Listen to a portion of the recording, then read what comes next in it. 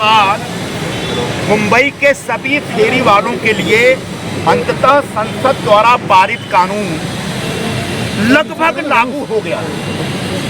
इसमें supreme court का आदेश है, हाई कोर्ट का आदेश है, संसद का दिया हुआ बनाया हुआ कानून है, 2014 का कानून है। 2026 में अंततः महानगर पालिका ने लागू करते हुए जो 99,435 फेरी वाले हैं, इन सभी के लिए इस प्रकार का आई कार्ड रिलीज किया गया।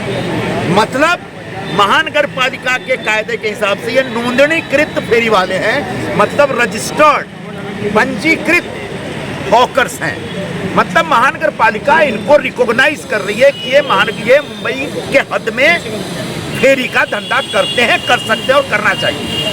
अब जब क्यूआर कार्ड मिल गया तो मुझे नहीं लगता कि पुलिस की तरफ से या बीएमसी की तरफ से या किसी नेता की तरफ से इनको सताया जाना चाहिए। अभी भी जो इनको सताने का काम चल रहा है, उसी विषय को लेकर आज हम यहाँ पर बोरीवली में आए हैं।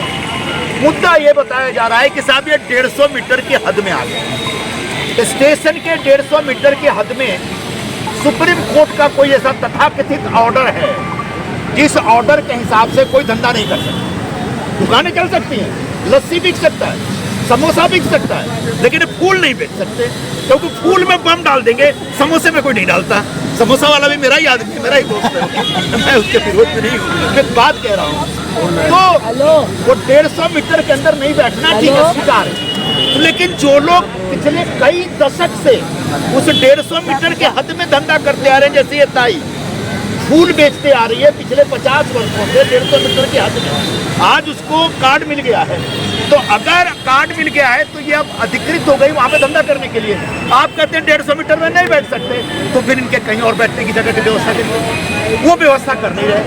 महानगर पालिका वालों से मेरी बात हुई, तुमने कहा बिल्कुल सबके सब वैध हैं, कार्यक्रम मान्य करते हैं और कुछ दिन हमको दे दीजिए, सबके बैठने की व्यवस्था करेंगे। मैंने कहा कि जो कुछ दिन है ना, बहुत लंबा दिन है, क्योंकि जो फेरी का धंधा करने वाले लोग बेचारे रोज कमाते हैं, रोज पेट भरते हैं।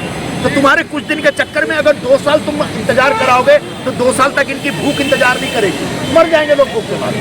इसलिए मैंने कहा जब तक आपकी प्रक्रिया चल रही है तब तक कोई पर्यायी व्यवस्था देके, वैकल्पिक व्यवस्था देके सबको धंधा करने का अधिकार दीजिए।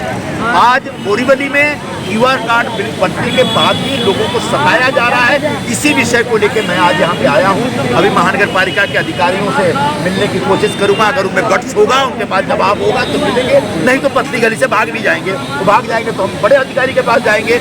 लेकिन एक एक फेरी वाला को न्याय दिलाना है।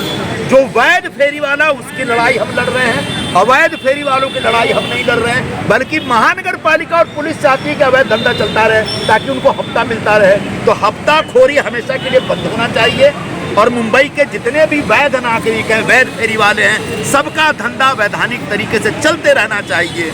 ये मांग लेकर के, ये अपेक्षा लेकर के आज हम बोरीवली के इस मोक्ष प्लाजा चौराहे पर आए हैं।